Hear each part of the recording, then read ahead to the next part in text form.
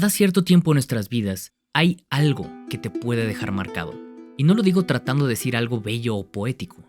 The Last of Us es un juego al que tengo que regresar solo una vez después de mucho tiempo, porque necesito descansar y volver a experimentarlo desde cero, o al menos lo más cercano a eso. No lo he jugado tantas veces como me gustaría haberlo jugado ya, pero para mí es la mejor forma de experimentar muchos videojuegos. La primera vez que escuché algo sobre The Last of Us fue por una noticia sobre un posible juego post-apocalíptico hecho por Naughty Dog. Estaba jugando Uncharted 2 en ese momento y la verdad es que no me interesó en absoluto.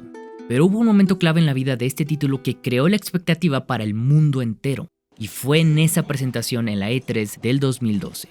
Se sabía que iban a mostrar por fin a The Last of Us. Ya se había mostrado el arte previamente. Se sabía que iba a ser hecho con el mismo engine y la mitad del equipo que había hecho Uncharted, pero algo tenía esto. Ese momento en negro con sonido ambiental, evolucionando a voces, jadeos, gritos y de repente una luz cayendo sobre un hombre jugando en el escenario y The Last of Us por fin revelado al mundo, o al menos para muchos de nosotros. Uno de los últimos juegos lanzados para PlayStation 3 y claramente se notaba en la capacidad gráfica. Pero eso no era lo impresionante, sino en esa extraña sinergia que mostraba el anuncio entre lo que decía como historia y lo que podías jugar al momento. Una serie de decisiones que hacía que viéramos al mundo reaccionar por las mismas. Los enemigos gritaban tu posición si te veían. Tu personaje que te acompañaba reacciona y te ayuda dependiendo de la situación que te estuviera pasando. Algo que pudiera darte la ventaja. Y como ya he dicho antes en el canal, todo esto son cosas que para ese momento de la historia otros videojuegos ya lo habían hecho y futuros juegos los seguirán haciendo, y entendería eso si llegaste a pensar en esto. Pero aquí había una tensión palpable y todo culmina con este personaje pidiendo piedad. De eso se trata esto, la diferente narrativa que se crea con tu forma de jugar.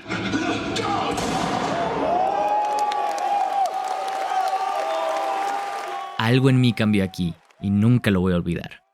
No es algo nuevo decir que los videojuegos pueden cargar con un poder narrativo tan fuerte que puedan crear un impacto tan grande como para ser parte de la cultura popular. De eso se ha tratado los videojuegos desde que alguien quiso representar una interacción en una pantalla, y eso ha evolucionado y dejado momentos que trascendieron el paso del tiempo. La facilidad y majestuosidad de contar una historia mediante texto, con RPGs inspirados en la imaginación y el poder ilimitado de Dungeons & Dragons. Los juegos de PC que evolucionaron el texto en experiencias interactivas, de point and click, para ser más personal y más cruda a una conexión. El salto hacia el futuro de las emociones de los jugadores con Another World y consecuentemente otros como Ocarina of Time. La experiencia casi paródica de una película siendo representada en un videojuego como Metal Gear Solid. Ico, Shadow of the Colossus, después Dark Souls y Elden Ring, que todos cuentan su historia de manera críptica, mediante la limitación del jugador y lo que puedes descubrir en diferentes sesiones de juego. La narrativa se crea mediante la interacción y la consecuencia de esa misma acción hacia el mundo que vemos. Los detalles de lo que podemos ver o lo que algo reacciona al no verlo. Esto, por ejemplo, es la narrativa en un absoluto tiempo real de Half-Life, que estaba adelantado por muchísimo a su época. Y es lo que hace maravilloso este medio. Hacer un videojuego es difícil. Hacer un videojuego indie o AAA es difícil. Hacer una nueva IP y que los jugadores tengan interés en ti sin conocerte es difícil. Hacer un videojuego que tenga la misma temática post-apocalíptica que muchos otros videojuegos y ser especial al mismo tiempo es difícil. Ahora, hacer un videojuego AAA con una IP nueva, con una empresa que estaba acostumbrada a hacer historias fantásticas, todavía caricaturescas en ese entonces, y del cual no tenían el equipo completo porque se pensaba que iba a ser un proyecto aparte de la misma compañía, es difícil. Naughty Dog pensaba que The Last of Us iba a ser un fracaso comparado con lo demás que habían hecho. Era un gran riesgo.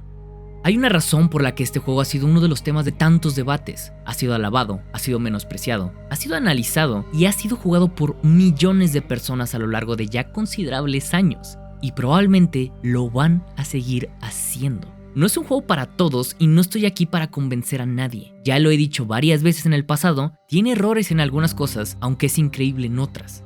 A pesar de que existen juegos con un profundo objetivo por la narrativa, un videojuego tiene que seguir siendo, pues, eso, un videojuego. Y como tal, muchos llegan a la conclusión de que aunque tengas una pieza, un videojuego grandísimo con una historia compleja llena de lore y cosas por las cuales vas a estar investigando después de haber acabado las 100, 200, 300, lo que sea horas de juego, después de que lo terminaste, tienes que llenar los espacios entre historia e historia con juego, con las mecánicas del juego. Y eso también es lo difícil, porque esos espacios entre pedazos de historia podrían sacar de la experiencia. Es gracioso a veces pensar que un juego con un subtexto, una profundidad y seriedad como Ocarina of Time, o cualquiera de Zelda si te pones a pensarlo, puedes estar pescando mientras el mundo se está destruyendo a tus espaldas. A este tipo de mecánicas y pedazos de gameplay entre historias e historias es a lo que me refiero, y no es algo malo técnicamente. La finalidad última del videojuego sigue siendo el ser una pieza de entretenimiento y tiene que ser divertido, aunque esa palabra es muy ambigua cuando hablamos de juegos narrativos. Esta conexión es la que se ha ido perfeccionando y la que se ha visto por muchos desarrolladores desde hace más años de los que te pudieras imaginar. Juegos que tienen demasiada narrativa y poco gameplay se vuelven Metal Gear Solid 4, no me arrepiento de lo que acabo de decir, tengo razón aunque es mi gusto culposo, y juegos con buena narrativa y mucho gameplay por hacer, le puede pasar lo gracioso que resulta Ocarina of Time. Pero los resultados de cada juego son muy variados, y los objetivos también variados dependiendo de lo que quiera cada quien. Quiero hablar de por qué funciona como juego. ¿Por qué The Last of Us conecta con esto, con su propia historia? Su narrativa está fuertemente arraigada en acciones que hace el jugador en juegos anteriormente mencionados como Ico y Shadow of the Colossus, pero al mismo tiempo con narrativas de juegos AAA, y por eso puede ser disfrutado por mucha más parte de la población de los jugadores y a su vez ser analizado después de que disfrutaron el mismo videojuego. Y eso es hermoso si te pones a pensarlo.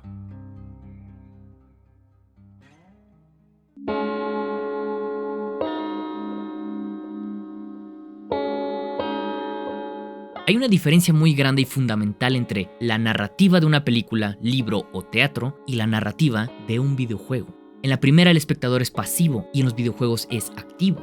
Y eso cambia todo lo que enseñan las estructuras de películas, desde la presentación hasta el guión del mismo. Las películas te ayudan a crear empatía mediante lo que ves. El director de una película tiene que preocuparse por qué cosas se ve en cada cuadro de su obra. Todo es importante en lo que pasa en este pequeño espacio que ves por un tiempo limitado. En un videojuego, la empatía viene desde el control y cambia todas las cosas que sabemos de las películas. Una de las cosas más maravillosas de esta diferencia entre películas y videojuegos es que en los videojuegos nosotros podemos decir que somos el personaje que controlamos. Y esa conexión entre el personaje que controlamos y nosotros es algo que no se puede recrear en ningún otro medio. Lo que esta conexión nos dice cambia en cómo jugamos, cómo vemos el mundo que estamos viendo. Si jugamos como un masacrador de demonios o un destructor de dioses, nuestra mente conecta con este concepto y cambiamos sin darnos cuenta. Jugamos a cómo se supone que somos en ese juego. Eso es lo hermoso y algo que jamás va a pasar con las películas. Es crucial que el juego dé a entender la conexión de la situación de la historia con los controles e identificación del mismo jugador. Y esto se representa desde con quién juegas.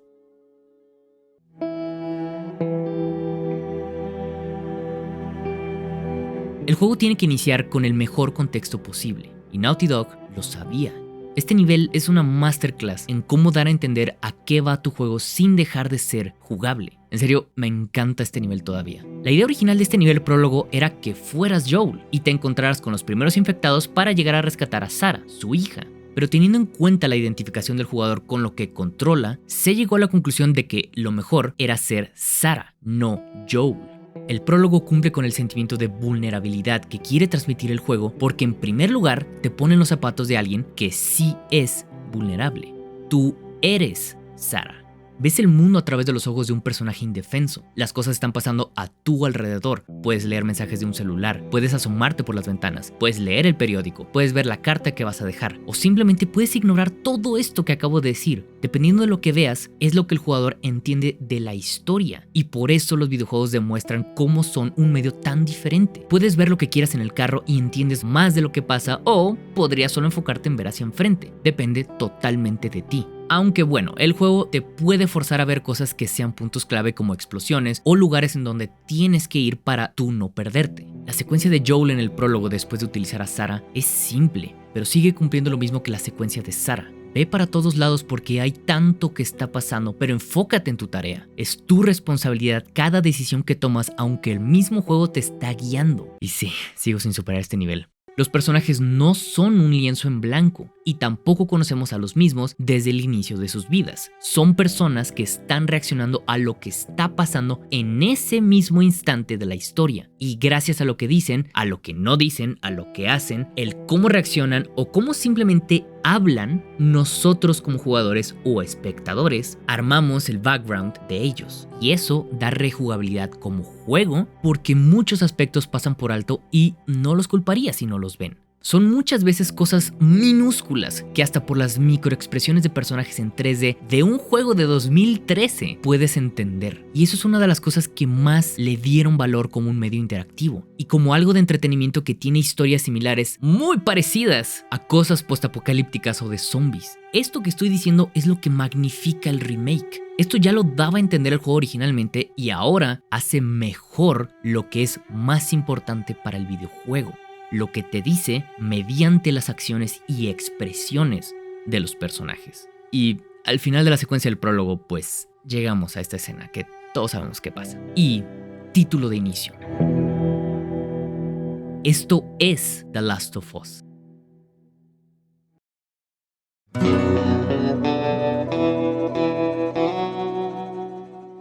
La narrativa mediante mecánicas es lo que hace que un videojuego no sea simplemente una película, ya lo vimos, es lo que estamos diciendo. Si tu videojuego es una serie de botones mientras algo pasa por detrás sin que tenga que ver con lo que el jugador hace, entonces es una película con botones, pero es una película. Perdón. Sí. Si un videojuego usa únicamente mecánicas para explicar lo que debe sentir al jugador, entonces no serviría de nada, porque no eres tú quien lo experimenta, sino los personajes. El objetivo es que las consecuencias de tus acciones afecten al mundo mientras aprendes. No es malo que un videojuego te enseñe cómo jugar con mensajes de tutoriales, es completamente natural, pero lo importante es cómo esto también puede afectar al jugador. Stray simplemente tiene un mensaje de presiona círculo para maullar y Untitled Goose Game muestra presiona Y para graznar. Y ambos funcionan porque el tutorial enseña el peso emocional del juego, obviamente cada uno a su manera. En The Last of Us, hablando de que es un shooter en tercera persona, obviamente tiene que tener un tutorial y de cómo vas a usar los controles. Así que, ¿qué tal enseñándote eso y hacer sentir cómo es el juego al mismo tiempo? Justo lo que decíamos de los dos juegos pasados. Este momento es crucial porque literalmente es la primera vez que apuntas y disparas. Y además, tienes que tomar una decisión: disparar a alguien por misericordia o dejarlo ser y no gastar balas. Deliberadamente el juego te dice unos momentos antes que no tienes muchas balas y cada disparo vale mucho. Y sale este momento. Please. What do you want to do?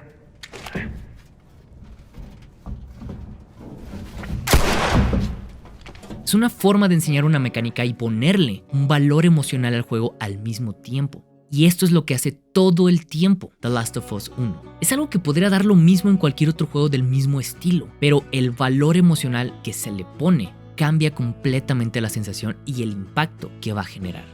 Los enemigos siempre me causaron un gran impacto en este juego en particular. Personalmente, venía de varios juegos incluyendo Uncharted, como estábamos diciendo al principio del video, en el que lo que los personajes dicen no va de acuerdo con lo que haces en el videojuego.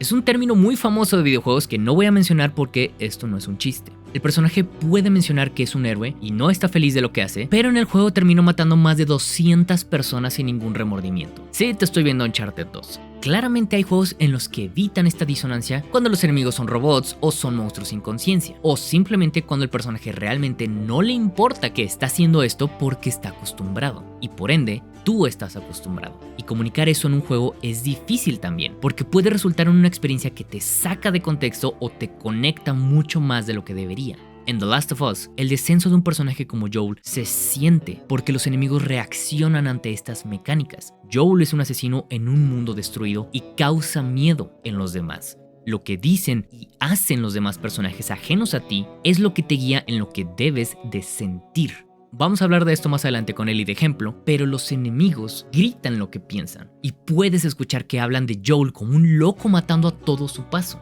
estás haciendo lo mismo que los demás juegos de tercera persona. Pero aquí el peso emocional tiene sentido y es creíble en el contexto que te están poniendo. En The Last of Us 2 incrementan este punto en específico porque aumentan la inteligencia artificial de los mismos enemigos y ellos reaccionan a más situaciones que puedes armar durante tu sesión de juego. Las mecánicas de The Last of Us 1 tienden a caer en lo obvio, yo lo sé, pero la introducción de ellas, dependiendo de lo que está pasando en el momento, hace que el juego magnifique cosas que muchos otros ya habían hecho antes que este.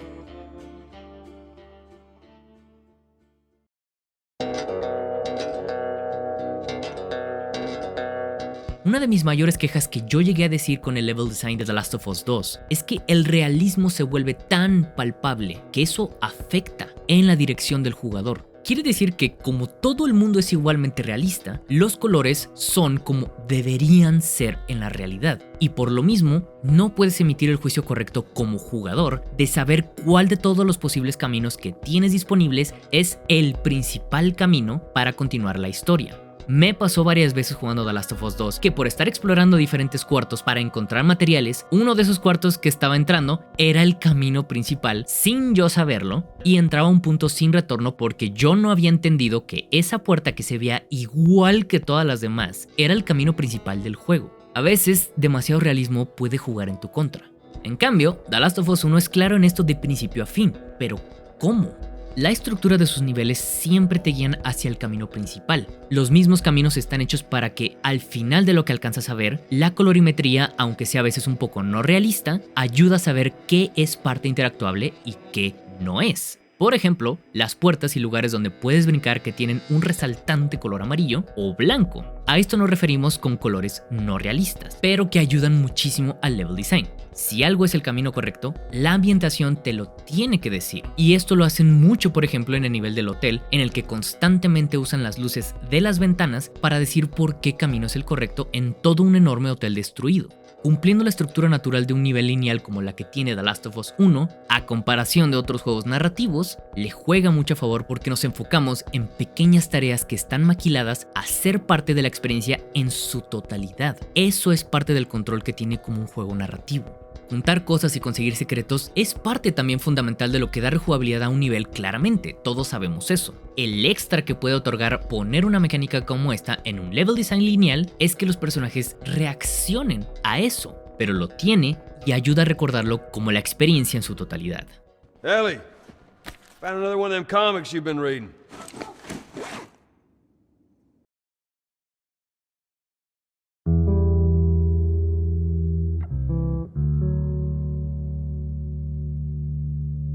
Hemos hablado de la identificación del jugador con lo que controla. Hemos hablado de cómo está estructurado los niveles y cómo ayuda a que no se sientan tedioso por buscar cosas extras. Pero no hemos hablado de lo más importante: la historia y relación de los dos personajes principales, Joel y Ellie.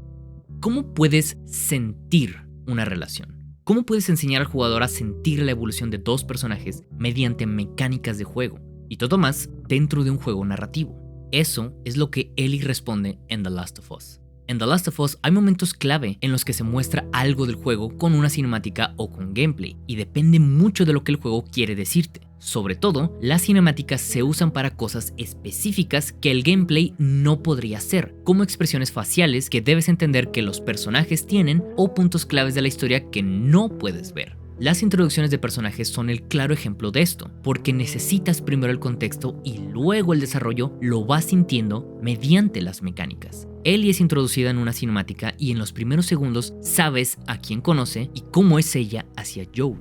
I want Joel to watch over her. Whoa, I don't think that's Bullshit, the I'm not best Ellie. idea. him.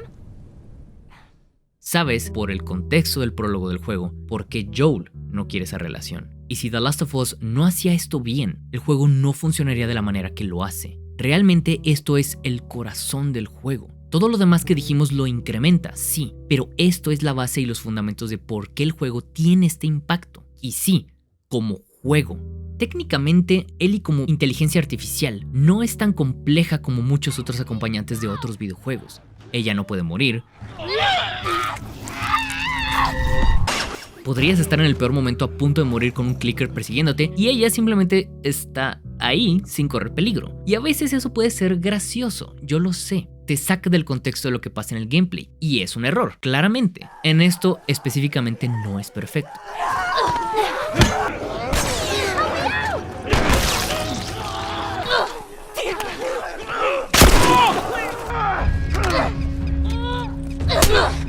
La solución que tiene este juego es que el gameplay tiene que ser simple y hacer sentir a tu acompañante como que no es una carga. Simplemente tienes que sentir la relación, no sentir la frustración del gameplay. De eso se trata The Last of Us. Las mecánicas de Ellie son simples también, y ella puede llegar a ayudarte en algo lo suficientemente bueno como para alcanzar a ganarle a un enemigo antes de que te mate.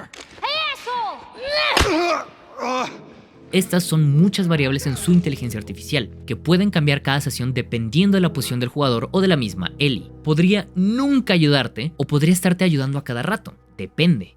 Necesitas esperar a Ellie para abrir puertas, para mover objetos pesados. Es algo que puede ser tedioso en gameplay, también lo sé, pero a nivel narrativo funciona, porque las acciones las haces tú, no es una cinemática. Y mientras haces estas acciones, Ellie es quien te habla a ti. Cambia la dinámica de lo que debes sentir en ese momento, y por eso te pega. Okay. Ta-da! Good job. Thank you. Ellie es quien hace que el juego tenga el peso emocional que debe de tener The Last of Us. Y eso es lo genial otra vez de la diferencia entre películas y un videojuego. Ella comunica algo por su expresión corporal y lo puedes ver o ignorar si quieres, pero estás conectado por lo que tú te permites interactuar. Toda la secuencia de Sam y Henry me rompe cada vez. Y sí, todos saben por qué escena. Henry, no! Pero antes de llegar a esto, el contexto es lo que me rompe más. Tú eres Joel como siempre, ok, pero el juego está mostrando algo mientras está recorriendo diferentes pasillos con estos dos personajes extra. Ellie desarrolla una amistad con Sam y hay una parte en la que él quiere llevarse un juguete y no lo deja a su hermano. Más adelante en esa cinemática te das cuenta que Ellie había agarrado el juguete sin que nadie se diera cuenta. Si regresas a jugar justo en esa parte en la que a Sam le rechazan el juguete, tú, no Joel, tú puedes ver que Ellie está esperando a que Joel se voltee para agarrar el juguete. Esto está pasando independientemente si el jugador está viendo o no, pero está pasando. Si te volteas rápido y regresas, Ellie habrá tomado el juguete significando que estaba esperando a que Joel no viera, que tú no vieras. La verdad es que es un detalle muy tonto, pero sabiendo esto, magnifica la cinemática donde ella se lo da a Sam. Y pues ya sabemos qué pasa después. Ellie te guía en cómo debe sentirse el videojuego mediante sus acciones y no por lo que las cinemáticas hablan. Su evolución es notable conforme avanzan los niveles del juego. Cada vez que pasa un evento importante en ella, puedes verla físicamente cómo reacciona ante estos eventos y puedes sentir cómo la relación de Joel y Ellie se va desarrollando. Puedes ver que ella deja de hablar en algunos momentos, puedes ver que ella no se mueve mucho, puede ser que ella esté sentada. En algunas otras tiene opciones de decirte chistes al hablar y tú interactuar con ella. Ella cambia el ambiente para ti, jugador. What is the leading cause of divorce in long-term marriages? A stalemate. That's awful. You're awful. Do you even understand what that means? Nope.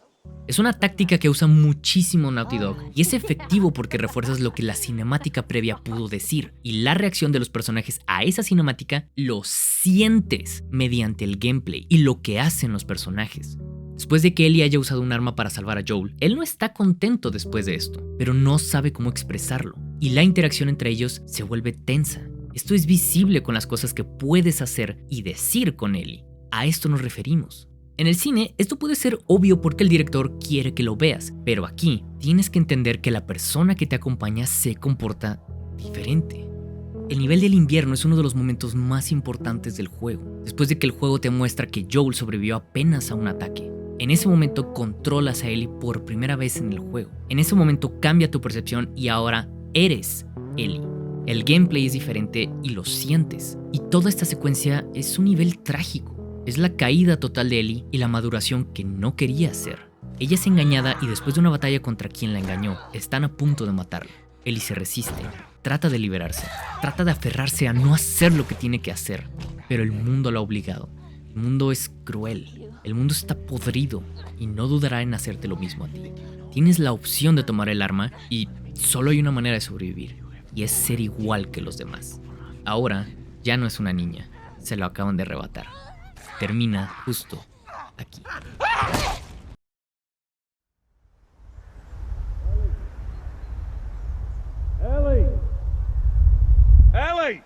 en una de las últimas secciones del juego. El mismo juego avanza algunos meses en el futuro, pero lo que pasó hace unos minutos para ti es algo que predomina en la historia.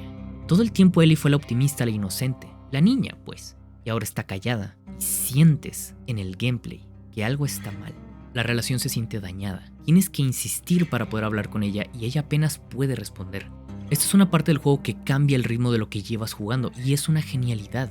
Como jugador, estás acostumbrado a hacer las mismas acciones y tener los mismos resultados cuando interactúas con tu acompañante. Pero ahora no es así. Y este cambio hace, como todo lo demás, que sientas cómo la relación de dos personajes cambia. No son los mismos tiempos para poder hacer una acción como antes. Y eso se siente real. Si pides ayuda a Ellie para que te pase una escalera, ella ni está ahí ahora. Y así como todo se ha sentido mal con las acciones de los personajes, a pesar de que todo se ve bonito ahora en ese nivel, culmina con la escena que todos conocen de este juego. So, is everything you were hoping for?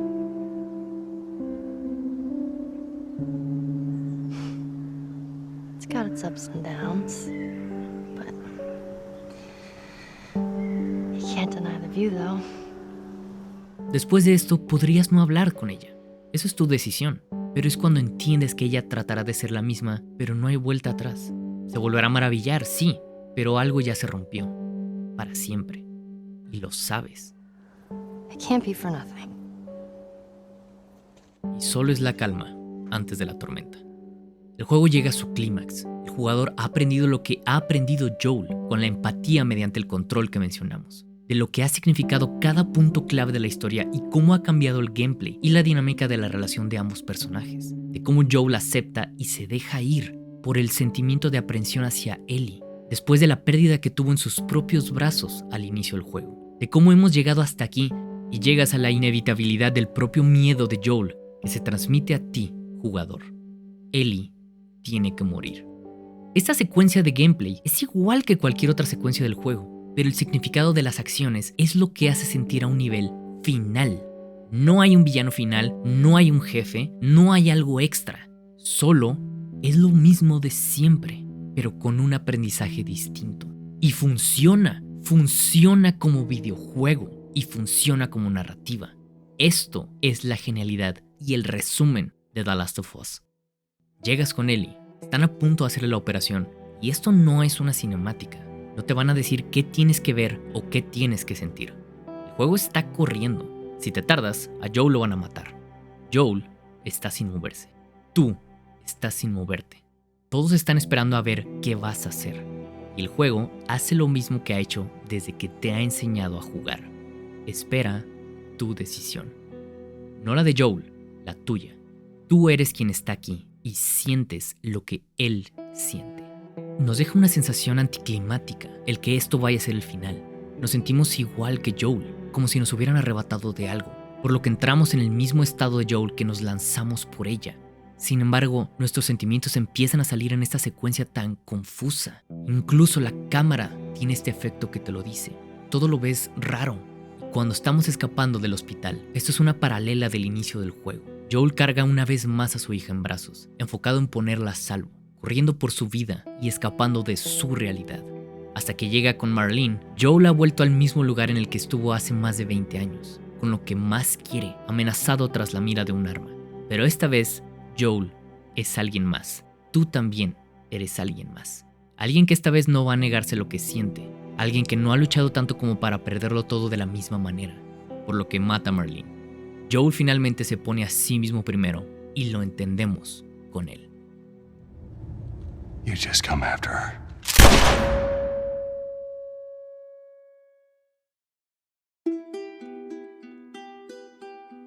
La secuencia final es muy importante. Ahora controlas de nuevo a Ellie después de haber tenido todo este viaje.